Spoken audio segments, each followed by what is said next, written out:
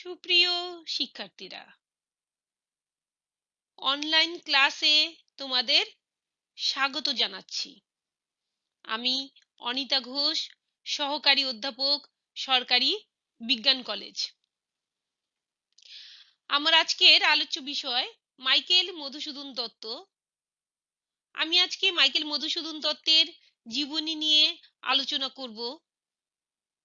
তোমরা মনোযোগ দিয়ে লেকচারটি শোনার চেষ্টা করবে, কারণ এখান থেকে অনেক বহু নির্বাচনী প্রশ্ন পরীক্ষায় থাকে। তাছাড়া বিসিএস সহ যে কোনো নিয়োগ পরীক্ষায় মাইকেল মধুসূদন দত্ত থেকে কিন্তু বহু নির্বাচনী প্রশ্ন আসে। এজন্য আমি তোমাদের পাঠ্যসূচিতে লেখক পরিচিতি অংশে যতটুকু অন্তর্ভুক্ত রয়েছে তার চেয়েও বেশি তথ্য আমি দিয়ে লেকচারটি তৈরি করেছি, যাতে ভবিষ্যতে তোমাদের জন্য সুবিধা হয়।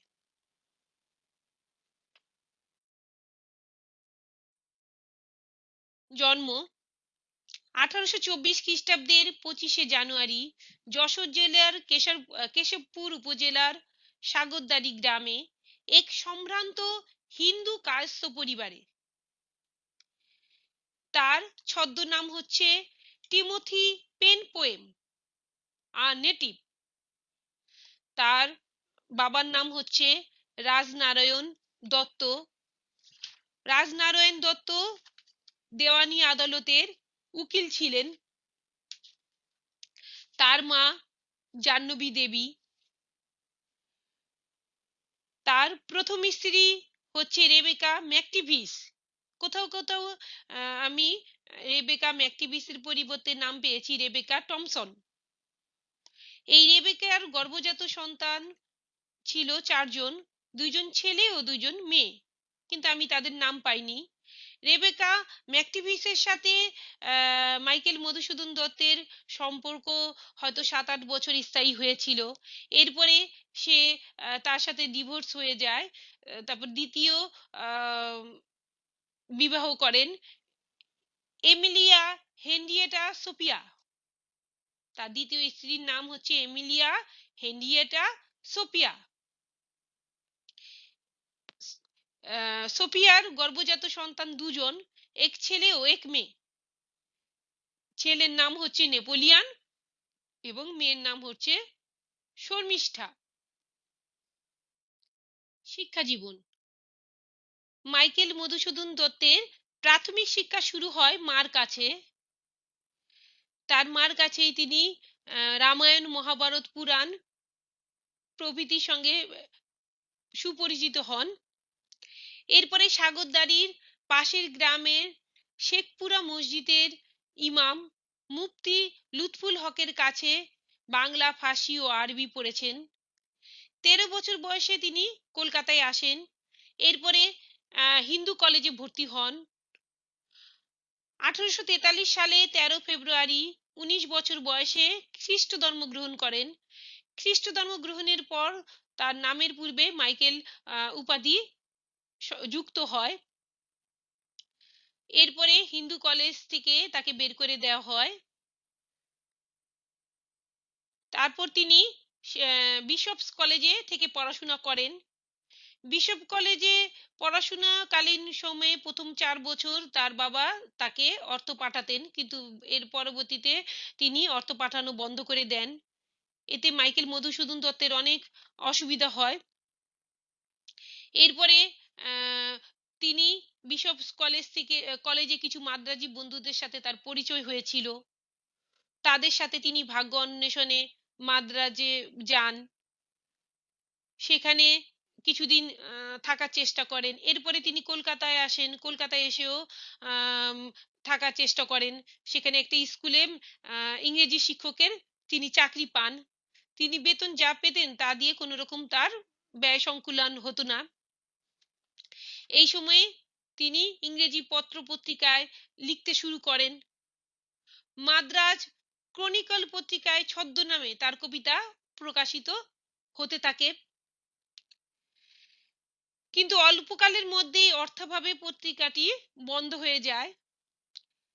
এবং অনেক দারিদ্র্যের মধ্য দিয়ে তিনি তার প্রথম গ্রন্থ দ্য ক্যাপটিভ লেডি লেখেন এবং কবি ও দক্ষ ইংরেজি লেখক হিসেবে তার সুনাম ছড়িয়ে পড়ে। এরপরে তিনি ফ্রান্সের ভার্সাই নগরী থেকে আইন বিষয়ে পড়াশোনা করেন। ভাষাগত দক্ষতা, তিনি একাধারে ছিলেন বহু ভাষাবিদ। তিনি ইংরেজি ছাড়াও ল্যাটিন, গ্রিক, ফার্সি, হিব্রু, তেলুগু, তামিল ইত্যাদি ভাষায় অনায়াসে কথা বলতে পারতেন। তিনি ফার্সি ও ইতালীয় ভাষায় কবিতা লিখতে পারতেন। মাতৃভাষা ছাড়া তিনি আরও 12-13টি ভাষা জানতেন। সাহিত্য জীবনের অনুপ্রেরণা, তিনি সাহিত্য জীবনে বিশেষ করে ইংরেজ কবি লর্ড বায়রনের দ্বারা অনুপ্রাণিত হয়েছিলেন। তার মহান সৃষ্টি মেঘনাদ বধ মহাকাব্য প্রকাশ এটি পরিচিত করে তোলা যদিও খুব সহজ কাজ ছিল না, তারপরও তিনি নিজেকে মহাকাব্যটির মাধ্যমে বাংলা সাহিত্যে এক স্বাতন্ত্র্য ভাব প্রকাশ করেছিলেন। কবির শেক্সপিয়ার ও মিল্টনের মতো বড় কবি হবার ইচ্ছে ছিল। তার সাহিত্যকর্ম, ইংরেজি কাব্যগ্রন্থ দ্য ক্যাপটিভ লেডি, ক্যাপটিভ শব্দের অর্থ হচ্ছে বন্দী, ভিশন অব দ্য পাস্ট, এই দুটো হচ্ছে তার ইংরেজি কাব্যগ্রন্থ। কাব্য, তিলোত্তমা সম্ভব কাব্য, গীতিকাব্য, ব্রজাঙ্গনা কাব্য। এখন গীতিকাব্য কি? কবির একান্ত ব্যক্তি অনুভূতি যখন সহজ ও সাবলীল গতিতে সঙ্গীত মুখর হয়ে ওঠে তখন তাকে আমরা বলি গীতিকাব্য। কবির একান্ত ব্যক্তি অনুভূতি যখন সহজ ও সাবলীল গতিতে সঙ্গীত মুখর হয়ে আত্মপ্রকাশ করে তখন আমরা তাকে বলি গীতিকাব্য। তার গীতিকাব্যের নাম হচ্ছে ব্রজাঙ্গনা কাব্য। এরপরে মহাকাব্য, তার মহাকাব্যের নাম হচ্ছে মেঘনাদ বধ কাব্য। তাহলে মহাকাব্য কি? যে কাব্যে আশীর্বচন, নমক্রিয়া অথবা বস্তু নির্দেশ দ্বারা আরম্ভ করা হয় এবং যে বিশাল কাব্যের আখ্যান বস্তু পৌরাণিক অথবা ঐতিহাসিক এবং নায়ক ধীরোদাত্ত গুণ সম্পন্ন, অষ্টাধিক স্বর্গ এবং স্বর্গ মর্ত পাতাল এই তিন জুড়ে এর পটভূমি, তাকে মহাকাব্য বলে। তার মহাকাব্যের নাম হচ্ছে মেঘনাদ বধ কাব্য। এই মেঘনাদ বধ কাব্য কাহিনী রামায়ণ থেকে নেওয়া হয়েছে। সেই রামায়ণ লিখেছিলেন আদিকবি বাল্মীকি। সেই বাল্মীকির রামায়ণের নবরূপায়ণ করেছেন মাইকেল মধুসূদন দত্ত। আমাদের পাঠ্য বিভীষণের প্রতি মেঘনাদ, এই মেঘনাদ বধ কাব্যের ষষ্ঠ সর্গ বধ থেকে নেওয়া হয়েছে। এরপরে হচ্ছে পত্রকাব্য, পত্রের আকারে যে কাব্য লেখা হয় তাকে পত্রকাব্য বলে। বাংলা সাহিত্যে মাইকেল মধুসূদন দত্ত প্রথম পত্রকাব্য লিখেছিলেন। সেই পত্রকাব্যের নাম হচ্ছে বীরাঙ্গনা কাব্য। ইতালির কবি ওভিদের হিরোডিস কাব্যগ্রন্থের অনুসরণে লেখা, এতে 11টি পত্র রয়েছে। 11 জন পৌরাণিক নারী তাদের স্বামীদের উদ্দেশ্যে তাদের মনের আশা আকাঙ্ক্ষা এই পত্রের মাধ্যমে ব্যক্ত করেছেন। সনেট, চতুর্দশ পদী কবিতাবলী, তার সনেটের নাম হচ্ছে চতুর্দশ পদী কবিতাবলী। আর বাংলা সাহিত্যের প্রথম সনেট বঙ্গভাষা কবিতা, এটা মনে রাখতে হবে। বাংলা সাহিত্যের প্রথম সনেটের নাম কি? বঙ্গভাষা কবিতা। এখন আমরা জানবো সনেট আসলে কি। ইতালিয়ান শব্দ সনেটো থেকে, সনেট শব্দটির উৎপত্তি ইতালিয়ান শব্দ সনেটো থেকে সনেট শব্দটির উৎপত্তি। এর অর্থ মৃদু ধ্বনি। এটা হচ্ছে একটা মনময় কবিতা বা ব্যক্তিনিষ্ঠ কবিতা। কবি যখন নিজের অন্তর অনুভূতি, ব্যক্তিগত অভিজ্ঞতা, ভাবনা চিন্তা বা বাইরের অনুভূতি তার কাব্যের মাধ্যমে প্রকাশ করেন। কবি যখন তার নিজের অন্তর অনুভূতি, ব্যক্তিগত অভিজ্ঞতা বা কোনো বহির্গত চিন্তা কাব্যের মাধ্যমে প্রকাশ করেন, তখন তাকে আমরা বলি মনময় কবিতা বা ব্যক্তিনিষ্ঠ কবিতা। সনেট হচ্ছে সেই ব্যক্তিনিষ্ঠ কবিতা। একটি মাত্র অখণ্ড ভাব কল্পনা যখন 14 অক্ষরে প্রতিটি চরণ এবং এমন 14টি চরণে, চরণ মানে হচ্ছে লাইন, এবং 14টি চরণের নির্দিষ্ট কাঠামোতে প্রকাশিত হয়, তখন তাকে বলে সনেট। মানে একটি মাত্র ভাব কল্পনা যখন 14 অক্ষরে 14 লাইনে প্রকাশিত হয়, তখন তাকে বলে সনেট। সনেটে দুইটি অংশ থাকে, একটা হচ্ছে অষ্টক। প্রথম অংশকে বলে অষ্টক, সেখানে 8 লাইন থাকে, এবং পরের অংশকে বলে শতক, সেখানে 6টি লাইন থাকে। ইতালীয় কবি পেত্রাক সনেটের প্রবর্তক, কিন্তু বাংলা সাহিত্যে সনেটের প্রবর্তক হচ্ছে মাইকেল মধুসূদন দত্ত। এরপর আমরা তার নাটক সম্পর্কে জানব। তার প্রথম নাটক হচ্ছে তার নাটকের নাম হচ্ছে শর্মিষ্ঠা, 1859 সালে রচিত বাংলা সাহিত্যের প্রথম সার্থক নাটক। আমরা যদি বলি বাংলা সাহিত্যের প্রথম সার্থক নাটকের নাম কি? শর্মিষ্ঠা। তার পরবর্তী নাটক হচ্ছে পদ্মাবতী, 1860 সালে রচিত। কৃষ্ণকুমারী তার প্রথম সার্থক ট্র্যাজেডি নাটক, এটি তার শ্রেষ্ঠ নাটক। আমরা যদি বলি মাইকেল মধুসূদন দত্তের শ্রেষ্ঠ নাটকের নাম কি? কৃষ্ণকুমারী। আর যদি বলি সার্থক নাটকের নাম কি? শর্মিষ্ঠা। আমাদের মনে রাখতে হবে শ্রেষ্ঠ নাটক কৃষ্ণকুমারী এবং সার্থক নাটক শর্মিষ্ঠা। প্রথম সার্থক নাটক শর্মিষ্ঠা। আর তার অসমাপ্ত নাটক মায়াকানন, মৃত্যুর পূর্বে 1874 সালে তিনি লেখেন। এরপরে তিনি দুটো প্রহসন লিখেছিলেন। একটির নাম হচ্ছে একেই কি বলে সভ্যতা, আর একটির নাম হচ্ছে বুড়ো শালিকের ঘাড়েরও। এখন আমরা জানব প্রহসন কাকে বলে। সংস্কৃত আলংকারিকদের মতে সমাজের কুরীতি শোধনার্থে রহস্যজনক ঘটনা সম্বলিত হাস্যরস প্রধান একাঙ্কিকা নাটকই হচ্ছে প্রহসন। আমি আবার বলছি, সংস্কৃত আলংকারিকদের মতে সমাজের কুরীতি শোধনের জন্য শোধনার্থে রহস্যজনক হাস্যরস সম্বলিত নাটক কি হচ্ছে প্রহসন।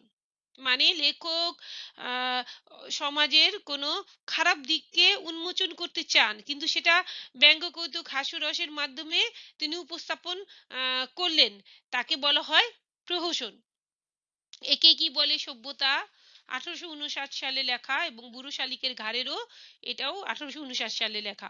একে কি বলে সভ্যতার এর বিষয়বস্তুটা ছিল যে ইংরেজি শিক্ষিত নব্য বাবু সম্প্রদায়ের উচ্ছৃঙ্খলতা তুলে ধরা। সেই সময়ের প্রেক্ষাপটে তখন উচ্চ শিক্ষিত হার অনেক কম ছিল সমাজে।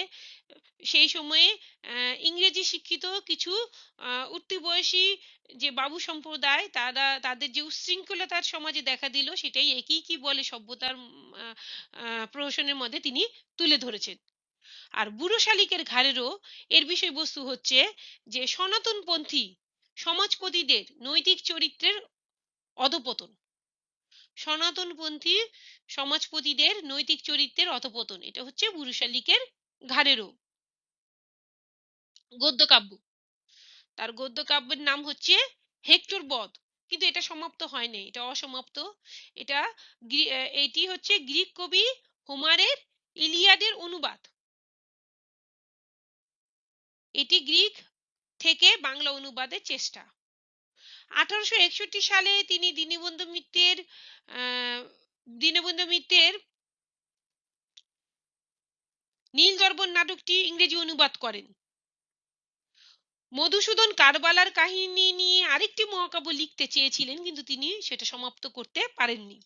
তার মানে মধুসূদন দত্ত আরেকটি মহাকাব্য লিখতে চেয়েছিলেন, সেটার কাহিনী ছিল কারবালার কাহিনী, কিন্তু তিনি সেটা সমাপ্ত করতে পারেননি।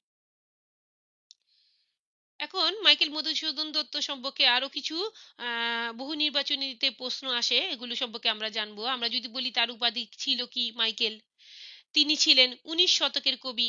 এরকম তো বহু নির্বাচনীতে আসতে পারে যে তিনি কোন শতকের কবি ছিলেন, 17, 18, 19, 20। তাহলে আমি সঠিকটা জানলাম, 19 শতকের কবি। বাংলা সনেটের জনক মাইকেল মধুসূদন দত্ত। সনেটের জনক ইতালীয় কবি পেত্রাক। এই দুটোর মধ্যে আমরা অনেক সময় মিলিয়ে ফেলি। যদি আসে সনেটের জনক কে, তখন হবে কবি পেত্রাক, আর যদি আসে বাংলা সনেটের জনক, তখন আমাদের দিতে হবে মাইকেল মধুসূদন দত্ত। আর সর্বপ্রথম বাংলা সনেট বঙ্গভাষা কবিতা। আর তার আরেকটা আছে যে সনেটের নাম হচ্ছে চতুর্দশপদী কবিতা বলি, সেটার মধ্যেই কিন্তু একটা কবিতা বঙ্গভাষা কবিতা।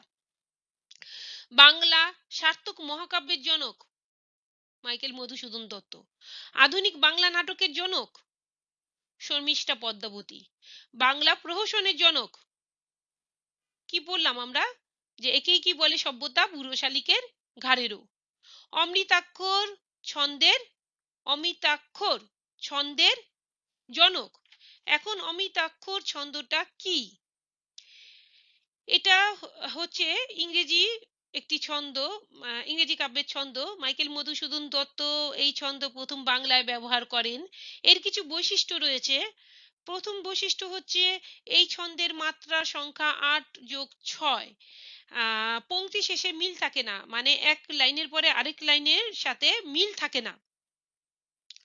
তারপর পড়ার গতিতে প্রবাহমানতা থাকে, মানে একটা লাইন পড়ার পর আরেকটা লাইনের সাথে মিল না থাকলেও কিন্তু প্রবাহমানতা থাকে। বা জ্যোতি বা ছেদের কোনো নির্দিষ্ট স্থান নেই।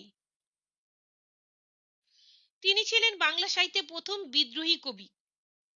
আমরা যদি বলি বিদ্রোহী বাংলা সাহিত্যের বিদ্রোহী কবি কে, তাহলে কাজী নজরুল ইসলাম। আর যদি প্রথম বিদ্রোহী কবি বলা হয়, তাহলে মাইকেল মধুসূদন দত্ত। আমাদের মনে রাখতে হবে, শুধু বিদ্রোহী কবি বললে আমরা বলবো কাজী নজরুল ইসলাম। যদি বলি প্রথম বিদ্রোহী কবি, মাইকেল মধুসূদন দত্ত। এর কারণ হচ্ছে তিনি পোশাকে বিদ্রোহ করেছিলেন, তিনি সাহিত্যে বিদ্রোহ করেছিলেন। পোশাকে বিদ্রোহ তিনি কি করেছিলেন, যে সেই সময়ে সাধারণত সবাই ধুতি লুঙ্গি এগুলো পরতো, কিন্তু তিনি ইংরেজদের মতো কোট প্যান্ট এগুলো পরতেন। তিনি সাহিত্যে বিদ্রোহ করেছিলেন। মধ্যযুগের সাহিত্য ছিল দেবদেবী নির্ভর। সেখানে দেবদেবীদের মাহাত্ম্য কীর্তন করা হতো। সেই রামায়ণে যেখানে রাম ছিল নায়ক এবং রাবণ ছিল ভিলেন, মাইকেল মধুসূদন দত্ত সেই দেবতা রামকে নায়ক না করে তিনি তাকে ভিলেন করলেন মেঘনাদ বধ কাহিনীতে। এবং রাবণের মধ্যে তিনি পিতৃহৃদয়ের হাহাকার, সন্তান হারা পিতৃহৃদয়ের হাহাকারকে তিনি অনুভব করলেন। এবং রাবণকে রামায়ণে সেই ভিলেন রাবণকে তিনি মেঘনাদ বধ কাব্যে নবরূপায়ণ দিলেন। সেখানে তিনি আহ মানুষের মতো তার সন্তানের প্রতি তার স্নেহটাকে তিনি, সন্তান হারা পিতার স্নেহকে তিনি তুলে ধরলেন। এরপরে সনেট সংকলন, তার চতুর্দশপদী কবিতা। এখানে সনেট সংখ্যা হচ্ছে 102। পেত্রাক ও শেক্সপিয়র এই রীতি অনুসারেই তিনি এই সনেট লেখেন। তিনি আসলে এই সনেট লিখতে গিয়ে কাদেরকে অনুসরণ করেন? ইতালীয় কবি পেত্রাক এবং শেক্সপিয়র। এখন মাইকেল মধুসূদন দত্তের প্রথম গ্রন্থগুলো কি, এগুলো আমাদের একটু মনে রাখতে হবে। তার প্রথম গ্রন্থ হচ্ছে দ্য ক্যাপটিভ লেডি, 1849 সালে লেখা। তার প্রথম বাংলা গ্রন্থ যদি বলা হয় শর্মিষ্ঠা। শুধু গ্রন্থ বললে দ্য ক্যাপটিভ লেডি, আর যদি আমরা বলি যে প্রথম বাংলা গ্রন্থ, তাহলে শর্মিষ্ঠা। প্রথম মহাকাব্য মেঘনাদ বধ কাব্য, 9টি স্বর্গ। মেঘনাদ বধ কাব্য 9টি স্বর্গ।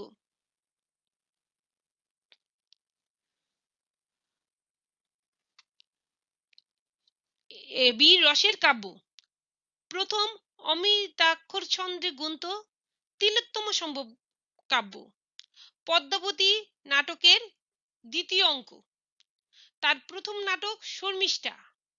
প্রথম সার্থক ট্র্যাজেডি নাটক কৃষ্ণকুমারী। আমাদের মনে রাখতে হবে তার প্রথম নাটক শর্মিষ্ঠা এবং প্রথম সার্থক ট্র্যাজেডি নাটক কৃষ্ণকুমারী। মৃত্যু। মাইকেল মধুসূদন দত্তের শেষ জীবন চরম দুঃখ ও দারিদ্র্যের মধ্য দিয়ে অতিবাহিত হয়। আইন ব্যবসায়ে তিনি তেমন সাফল্য লাভ করতে পারেননি। তাছাড়া অমিতব্যয়ী স্বভাবের জন্য তিনি ঋণগ্রস্ত হয়ে পড়েন।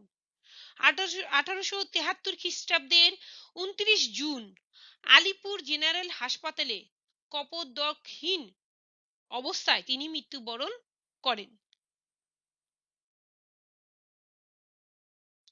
এখানেই আজকের ক্লাসটি শেষ করছি। পরবর্তী ক্লাসের আমন্ত্রণ রইল। ভালো থেকো।